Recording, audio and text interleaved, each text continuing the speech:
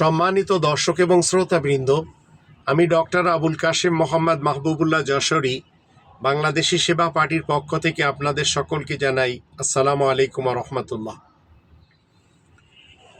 দেশের 18 কোটি ভাই বোনদেরকে বলতে চাই, মানুষের বানানো জিনিসপত্রে মানুষেরা আগুন দেয়, ভাঙচুর করে, ভেঙে ফেলে। এই অনুমতি কে দিয়েছে আমাদের দেশের এই নেতা নেত্রী এবং কর্মীদের?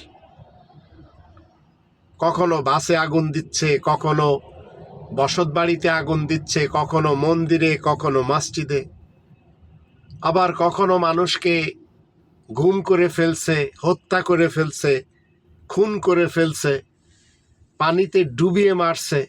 এগুলি কি আল্লাহ তাআলা অনুমতি দিয়েছেন?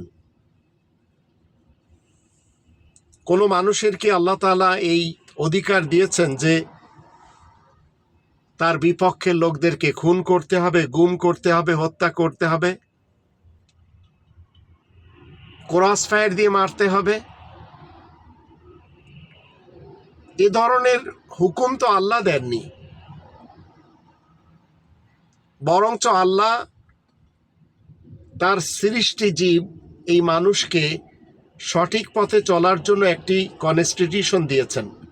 আর সেই কনস্টিটিউশন যদি আপনি আমি না মানি, সেই সংবিধানকে যদি আমরা না জানি, যে সংবিধান আমাদের উপরে 5টি দাবি আরোপ করে, আজ 2025 সাল, আল্লাহ তাআলা শান্তির পৃথিবীতে 900 কোটি মানুষ রয়েছে, সকলের উপরে এই 5টি দাবি রয়েছে।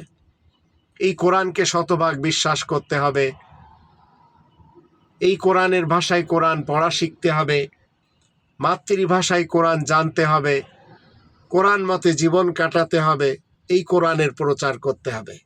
এই 5টি দাবি ছাড়া আপনি যত বড় বড় ধর্মের প্রতিষ্ঠান, ধর্মের খোয়ার মাদ্রাসা তৈরি করেন না কেন, আশ্রম তৈরি করেন না কেন, কোনো লাভ নেই। কি শিখাচ্ছেন আপনি সন্তানদেরকে?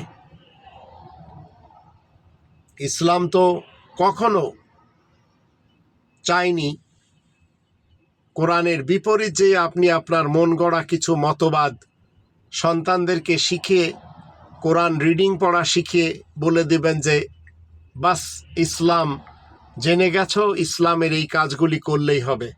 কে বলেছে আপনাকে সুন্নত নামাজ পড়তে? কে বলেছে আপনাকে ওয়াজিব নামাজ পড়তে? আল্লাহ তো বলেননি। কে বলেছে আপনার কারোর নামে নফল নামাজ পড়তে? আল্লাহ তো বলেননি। কে বলেছে আপনাকে কোরআন মানতে গেলে সিয়ায় সিত্তা বা কুতুবে আরবা জানতে হবে? 6টি আর 4টি 10টি হাদিস আপনাকে জানতে হবে, তাহলে আপনি সুন্নি হবেন, শিয়া হবেন, সালাফি হবেন? আল্লাহ তো বলেননি। কে বলেছে আপনাকে একজন ব্যক্তি সে নিজেকে জামানার ইমাম হিসেবে দাবি করবে আর তার পিছনে যে লাব্বাইক বলতে হবে? খুনি হুসাইন মোহাম্মদ সেলিমের দলে আপনারা যাচ্ছেন, সে মাথায় এখন লোহার টুপি পরাতে চাচ্ছে, হাতে তলোয়ার নিতে চাচ্ছে। আপনাকে তো এই শিক্ষায় শিক্ষিত হতে কোরআন কখনো বলে না। আপনি কোনোভাবেও একজন মানুষকে গোলাম বানাতে পারেন না, কারণ প্রত্যেকটা মানুষ গোলামুল্লাহ হবে, গোলামুন নাস কেউ হবে না। এই স্লেভ আল্লাহ তাআলার পক্ষ থেকে তো না। আল্লাহ আমাদেরকে বলেছেন আমরা যেন আল্লাহ তাআলার শান্তির পৃথিবীতে একমাত্র তারই দাসত্ব করি, একমাত্র তারই গোলামি করি। এটি তো আল্লাহ তাআলার কোরআনের শিক্ষা। আর এই কোরআন নামক কনস্টিটিউশনকে এদেশে প্রতিষ্ঠিত করতে চায় বাংলাদেশি সেবা পার্টি, যারা একমাত্র শরিয়া আইনে বিশ্বাসী। সুযোগ হলে এদের সাথে দিন, তাহলে বাই দি নেম অফ আল্লাহ সবাই ন্যায্য পাওনা পাবে এবং ন্যায় বিচার পাবে।